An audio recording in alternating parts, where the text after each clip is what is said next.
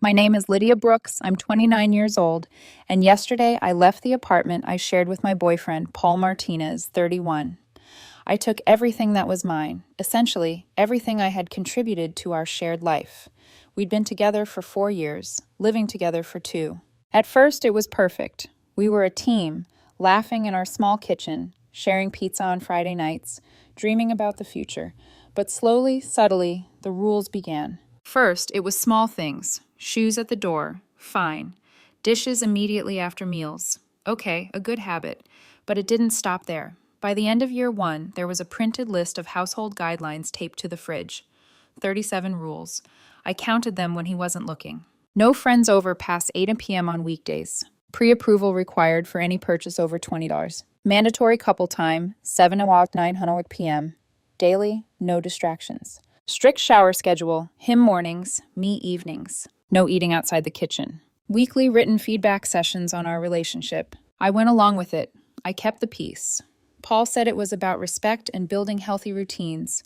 Meanwhile, his ex-girlfriend, Cassandra, seemed exempt from every rule. She could visit late, buy expensive gifts, and leave chaos behind without consequence. Every time I pointed it out, I was gaslit. This is different, Lydia. She's special. You'll understand someday. For 2 years, I complied.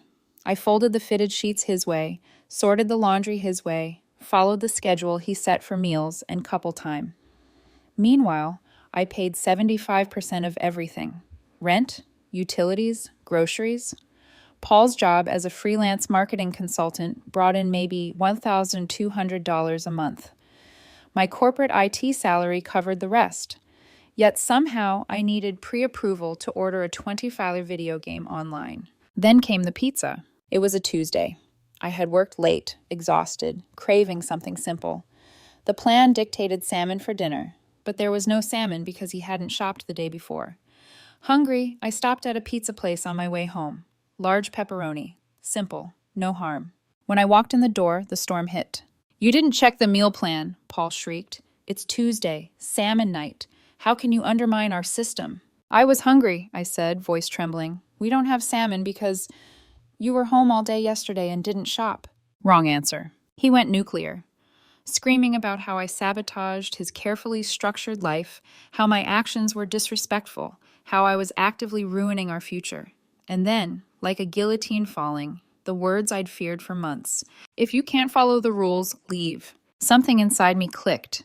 Years of walking on eggshells, of following arbitrary rules that applied only to me, asking permission to live in my own home, enough. "Fine," I said, and in that moment, it felt like freedom. Paul laughed that bitter, condescending laugh, as if daring me to actually do it. "You wouldn't last a week without me keeping your life together," he sneered. I didn't argue. I went to bed. The next morning, he left for his yoga brunch routine, like clockwork. I took a deep breath, rented a U-Haul, and began packing. Every item I'd purchased, every appliance I owned, every piece of furniture I contributed to, gone. I left him the things that belonged to him, his Vitamix, the laminated household rules he worshipped, his personal mementos. I left a sticky note, polite but firm, reminding him that rent was due on the 1st. By 4 p.m., my phone started blowing up. Texts, calls, voicemails. The messages were frantic, escalating, unhinged. "Is this a joke?" "Where's the TV?" "You can't just leave. I'm calling the police." I watched calmly as the chaos unfolded. No rules, no pre-approval, no mandatory couple time. Peace. I realized something crucial in that moment. When someone gives ultimatums, you can actually take them seriously. And I did. The day after I left, the explosion of texts and calls from Paul didn't stop. 63 messages, 29 voicemails, all urgent, all demanding, all trying to pull me back into a life I had just freed myself from. "Lydia, this isn't funny. You can't just leave. Come back now." "Where's my TV? My PS5? You're stealing from me." I read them while sitting on my cousin's couch, sipping a beer, my new apartment key lying on the table beside me. Peace was intoxicating. No meal plan, no scheduled couple time, no weekly written feedback. Freedom tasted like the pepperoni pizza I had ordered without asking anyone's permission. But Paul wasn't done. He showed up at my workplace the next morning, screaming in the lobby because security wouldn't let him upstairs.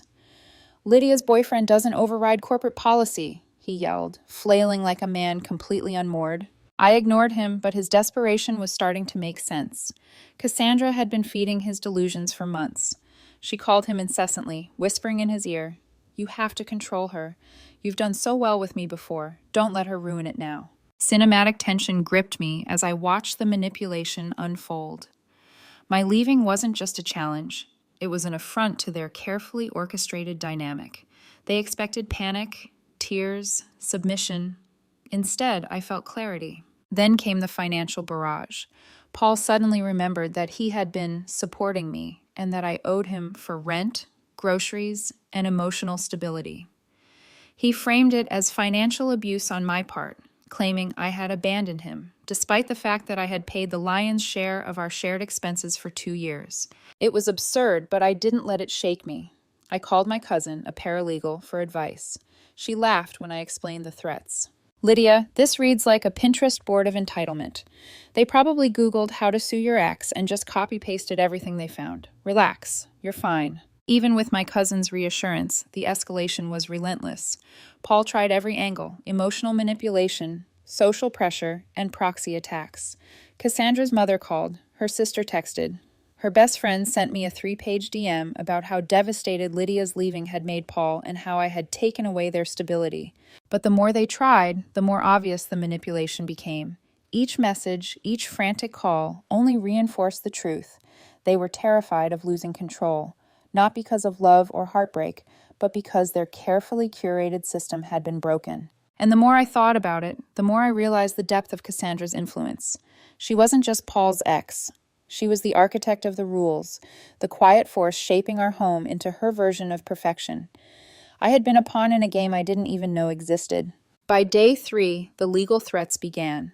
Paul, emboldened by Cassandra, sent formal demands: 3 months of transition support, financial restitution, and the return of anything I had taken.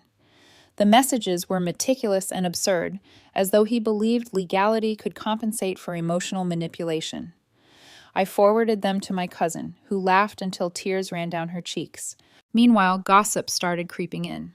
Tomas, my friend helping me move, had overheard from his girlfriend at the yoga studio that Cassandra had been planning to upgrade Paul once her coaching business took off. She needed him to keep paying for everything until she could execute her plan. In other words, my leaving wasn't a tragedy. It was a disruption to her scheme. Cinematic suspense was thick in the air. Every day, Paul escalated. Every message, every visit, every call built tension like storm clouds gathering over a city skyline. I could almost see Cassandra's hand behind each move, her smirk in the shadows, watching the chaos unfold, thrilled that her experiment might finally succeed. But I had learned the rules of this game now. I would not be manipulated. I would not be gaslit. I would not be a pawn in their control fantasy. Instead, I strategized. I documented everything: texts, receipts, financial records, dates, witnesses. I fortified myself emotionally and mentally, preparing for the inevitable confrontation. Lydia Brooks wasn't a victim. She was reclaiming her life. The third day after leaving, a pattern became clear. This wasn't just about Paul losing control. It was about Cassandra's plan, and I had been unknowingly caught in it from the beginning. Cinematic realization hit me like a wave. Every rule, every curfew, every mandatory feedback session wasn't just Paul being controlling. It was Cassandra's influence. She had trained him, groomed him. Her whispers, her visits, the way she could bend the rules for herself while I had to comply. It all made sense now. She had been treating our relationship as an experiment, a live case study in manipulation and control. And when I left, I had ruined the results. Then came the formal threats. Cassandra had encouraged Paul to draft legal demands: compensation for emotional damage, return of items, support during transition. The list was precise, obsessive, and completely disconnected from reality. 3 months of financial support, $6,000, plus restitution for property I legally owned. It was absurd, but it also confirmed what I suspected. Cassandra was ambitious, strategic, and completely unscrupulous. She wasn't grieving Paul's loss. She was furious that her experiment, the system she had designed to control and monetize relationships, was compromised. I called my cousin, a paralegal, to get advice. She chuckled as I read through the demands. Lydia, she literally Googled how to sue your ex and copy-pasted everything she could find. You're not going to lose. She's a delusional strategist, not a lawyer. Even so, the tension was real. Cassandra wasn't subtle. She had been plotting for months, documenting everything I did, every time I paid for groceries, every vacation I funded, every dinner we shared. If this became public, she thought she could spin it as me being controlling, abandoning, even abusive. Then Tomas brought news from the yoga studio.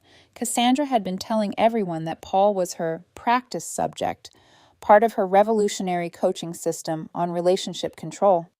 She had planned to use our relationship as a springboard for a business she called From Chaos to Control. Testimonials, social media posts, a whole persona built around her manipulative system. The cinematic irony was delicious. I had unknowingly been the success story she intended to showcase, and now, because I refused to play her game any longer, the lab rat had escaped. My internal monologue raced. Every interaction I had tolerated, the curfews, the pre-approval for purchases, the endless feedback sessions, was part of a grand design to control and profit. My rage mingled with relief. Rage, because of the betrayal and exploitation. Relief, because at last, the truth was visible. With this clarity came strategy. I began documenting everything: receipts for purchases, bank statements proving my contributions, screenshots of texts proving manipulation, and even photographic proof of the apartment's condition when I left. Cassandra's carefully constructed narrative couldn't stand against facts. By the end of the day, the revelation had transformed me. Lydia Brooks was no longer simply escaping a controlling partner. She was preparing to expose and dismantle a manipulative system. The emotional stakes had shifted. I wasn't just protecting my independence. I was claiming justice, not vengeance. Every text, every call, every desperate attempt by Paul and Cassandra to pull me back into chaos only reinforced my resolve. And in the quiet moments, sipping a glass of wine in my new temporary apartment, I allowed myself a brief smile. Cassandra thought she had engineered control over my life. She was about to learn that a woman who had been underestimated for years could not only walk away, she could win. The confrontation started quietly, almost deceptively. First came the emails, meticulously drafted by Paul under Cassandra's guidance.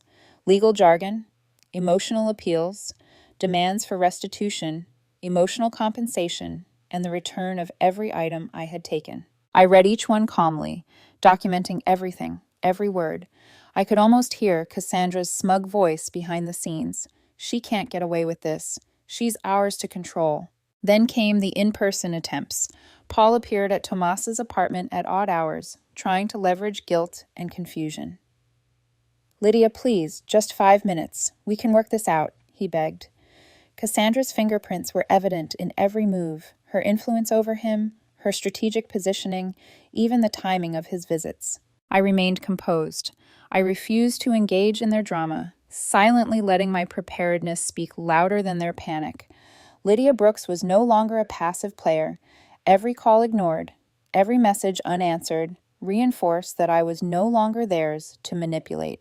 The high point of the confrontation came in court.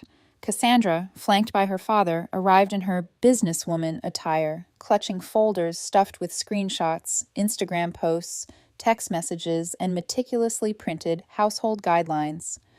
The scene was cinematic, her confidence, her poise, a storm barely contained. The judge's questions cut through the theatrics with surgical precision. "Miss Cassandra, were you on a lease?" "No, Your Honor." "Did Lydia pay rent?" "Yes, we had an arrangement." "Was she financially dependent on you?"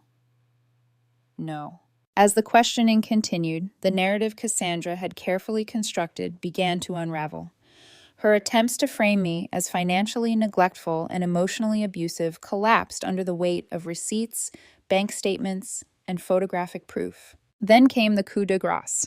My cousin, sitting beside me, presented Cassandra's own Instagram post boasting about her relationship system, revealing that I had been the unwilling case study. The judge paused, eyebrows raised, as the truth hit. Cassandra had been planning to end the relationship all along and had manipulated every rule, every demand, every ultimatum to prove a point for her coaching business. Cinematic tension rippled through the courtroom. Cassandra faltered, her composure cracking. Her father looked confused. Paul, sitting silently beside her, avoided my gaze. The verdict was decisive. All claims dismissed, all financial demands denied.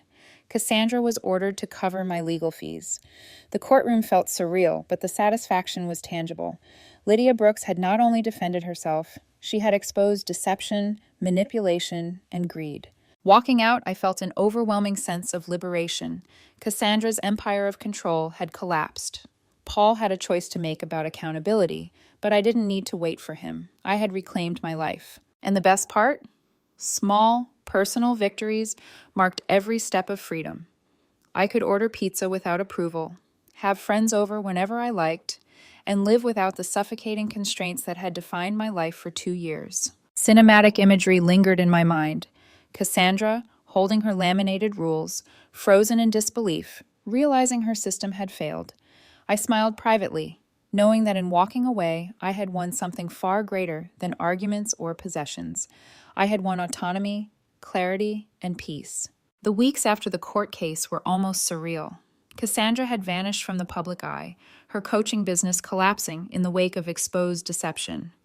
Her Instagram, once filled with relationship wisdom and triumphalist posts about controlling the perfect partner, had tanked from thousands of followers to a mere few hundred. Her small social media clients quietly dropped her, and the yoga studio where she once claimed to be the guru of discipline quietly suggested she find a new venue. Paul tried to reconcile, of course. Messages, calls, desperate attempts to explain and negotiate.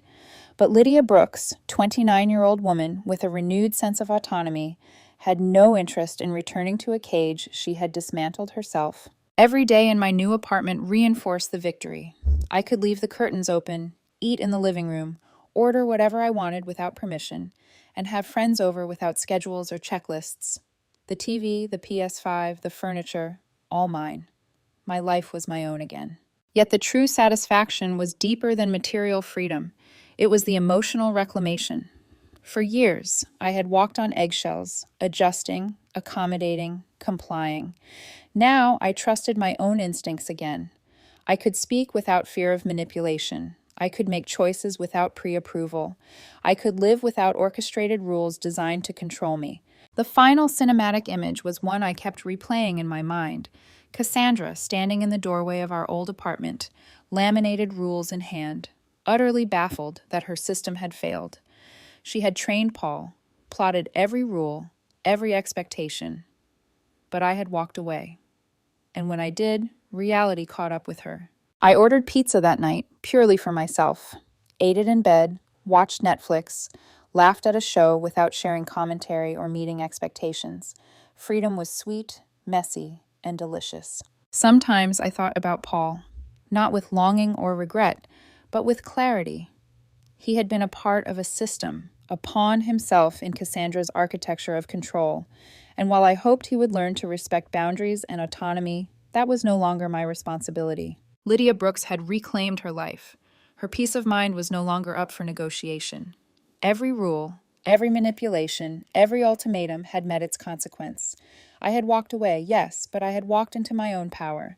And if Cassandra was still obsessively reprinting her laminated rules at her parents' house, it no longer mattered. My world was rule-free. My choices were my own. My life, finally, was mine.